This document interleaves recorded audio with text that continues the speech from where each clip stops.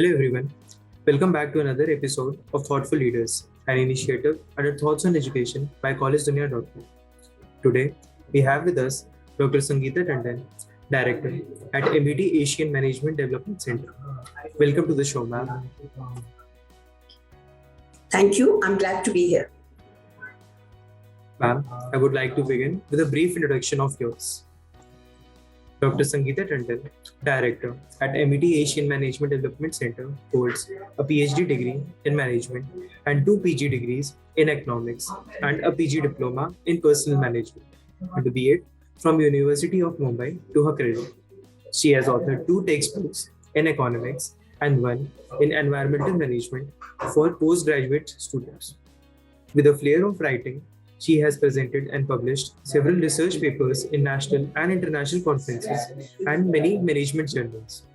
With over 2 decades of experience at MET, she has organized many seminars and mega cultural events like the MET Utsav, the annual mega event for MET League of Colleges, alumni meets in India and abroad, and for 14 years hosted the IMA National Competition for Young Managers. On the personal front, she is known in management circles for conducting soft skills training workshops for students and the corporates. Welcome to the show, ma'am. Thank you. Thanks for having invited me, and thanks for this lovely introduction. So, ma'am, my first question to you is that you have been in this sector for some time now. So, how has been your experience with the institute so far, and what are some of the things that you find unique to the education sector? Well, yes, I have been in the education sector for almost 3 decades now. And I have seen that education is the root of, all branches which make up the global economy. And this education sector has evolved over the years, evolved with a lot of flexibility, as we have seen in the last 2 years, where online education became a global phenomenon. So, my experience has been great. The teachers have been great. Students have been learning very well and have all adapted and adopted this new hybrid online teaching experience. And talking about my institute and my experience with Asian Management Development Center, well, I have been here for last 25 years now.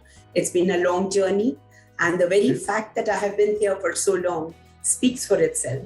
It is the bond and the culture that makes me be here. Thank you. I'm being the director at MET Asian Management Development Center. How do you will describe your philosophy of leadership? Well, my philosophy of leadership is making others better as a result of your presence and keeping that impact even in your absence. So one needs to be facilitating and advocating. This is what I feel. And it's since I'm a people person, I feel that I would like to have teamwork. I like to build on ideation, creativity, and innovation. As a leader, I like to facilitate ideas and motivate people to do their best. And of course, I have an eye for detailing, and I like structured plans, and I like to plan much ahead.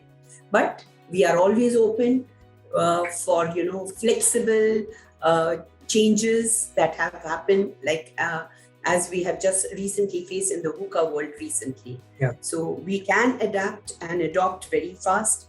So that spontaneity is important. Flexibility is very important, along with our structured and detailed programs that we create. So, ma'am, how does the pedagogy at MET AMDC ensure the best practice of the industry? Can you repeat, please? Yeah. Ma'am, how does the pedagogy at MET Asian Management Development Center replicates the best practice of the industry? What we do is our curriculum is not, a fixed curriculum. Okay. like it is not a very rigid program. Our curriculum goes beyond the syllabus of any other, of any other university. Where in a university, the program is very, very rigid and they have to follow only that. But ours being an autonomous program, we keep updating our program. We keep looking at the contemporary industry circumstances. We move according to that. And we generally give a lot of emphasis on the application of knowledge. So this is done through case studies, simulation games, taking our students out for an outbound management program, industrial visits, and so on. So that's how we make ourselves stand apart from the others and make this a particular, really more unique, a unique program. And would you like to talk about some of the programs that we offer here at the institute? I cannot hear you. Ma'am, would you like to talk Please about? repeat the question. Ma'am, would you like to talk about some of the programs that we offer here at the institute? Oh yes, we have a lot of programs out here. We have a lot of the corporate and alumni interactions out here. We have a lot of them, and we invite people from outside so that there is interface, a corporate interface with the students, and the students get very ready to face the industry. To make them employable, we have a lot of placement training programs which are done by professionals whom we hire from outside. And they give they train the students for aptitude testing, for logical reasoning, and even for communication skills. They also train them with the quantitatives, and this makes the students even better. And we also take a little bit care of considering the kind of IT programs, the way technology is moving ahead. We try to sharpen the competencies of our students by giving them training, not only in the basics of IT, but also taking them, hand-holding them right up till advanced Excel workshops. So we do workshops, seminars, conferences, corporate talks, and many such things to train our students. Can you tell us about the current status of the placements at the institute, and maybe if you can name some of the prominent recruiters as well? Yes, definitely. See, where our placements is concerned, we begin somewhere in the month of September itself. We start placing our students. We have a large repository of almost 400 recruiters who come to our college year after year. And they come and recruit our students. And we have a lot of alumni in the top companies across the globe today. And these recruiters, we see that they come here every year. And what happens is we are able to place our students. Almost 70 to 80% are placed even before the semester fourth ends.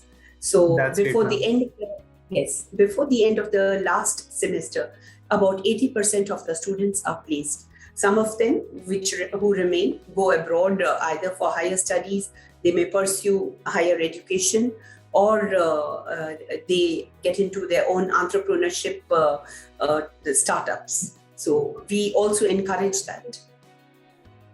Okay. And ma'am, some of the prominent recruiters? Recruiters, you want to know about the recruiters out here? So we have a lot of recruiters. The top companies are coming down here, as I have told you earlier. We have Deloitte, we have CRISIL, we have PwC, we have Morgan and Stanley, we have WNS, Godrej. These are the companies, these are just a few that I'm naming, and they are regularly recruiting our students out here. Our summer placements are always 100%. Sometimes the students are doing two summer placements. They are managing to do even live projects along with summer placements. And we do have companies like HUL, Colgate, and Magnus Developers. So these are companies which come every year to give us live projects. And our students are working on live projects along with their studies. And this speaks a lot to encourage them and to make them more employable in the coming future. How do you see the higher education space transforming in a few years from now? Yes. As I told you, education sector is evolving. It's evolving over the years. And now with the introduction of the NEP, that is the National Education Policy, we see that our education system is going to be aligned with the international standards. And the quality of education is going to be globally competitive. Because of the flexibility that they have introduced of entry and exit points and encouraging skill sets which are very important to give a holistic development of the student. This is going to really help out the students. Also, as we see that the businesses are moving towards more data-based decision making, whether it's HR, marketing, finance, we see that data analytics is now getting having a greater importance and greater relevance in the days to come. So, having said that, I must say that India is likely to be a knowledge hub of the world in the future. What are some of the plans that the Institute is looking forward to implementing in near future? In the coming future, we are looking forward to more collaborations. We are already collaborated with ACA, with CII and MIM. So we already have collaborations. We have Cal Poly University delegations of students and teachers coming down here and having interaction culturally and other business with the students. So in the future, we are looking for accreditations, collaborations, both national as well as international, with universities internally and abroad. That's great, ma'am. During COVID-19, almost all of the universities and institutes, they had to suspend their physical classes. So in such a case, how did the institute cope up? During that time, I remember March 2020. That was a time when we had to discontinue the physical and offline lectures out here. But we were so well synced, not a single day that the students were not interacted with. So we were connected with the students every day, and all the lectures were taken online. Very quickly, our faculty adapted to the new norm, and they managed all the online sessions very well. In fact, we had a lot of presentations also done, case studies done, all online. We had international seminars and conferences over, virtually, which was amazing. So even an international conference about the tectonic shift that has taken place globally, so that was conducted and very well done. So the students did not even once felt that, they were missing out on something. All of us had connected very well. And currently, of course, we are looking at hybrid, that is a blended method of teaching the students, that is online and offline together in small batches to begin with. And let's hope for the best. But definitely, online sessions has made us have a global outreach. We have been able to reach out to our alumni, to other institutes, to professors abroad, like Mr. Alto had given a webinar right from USA to our students last year. And and we have our alumni from Singapore, Dubai, they were connected to our students here. So now the thing is that with the online system of education, we have now got connected globally. And my last question to you is that would you like to give any advice to the current youth? Of course, yes. The students, I must say that you all are very lucky to be born in this era.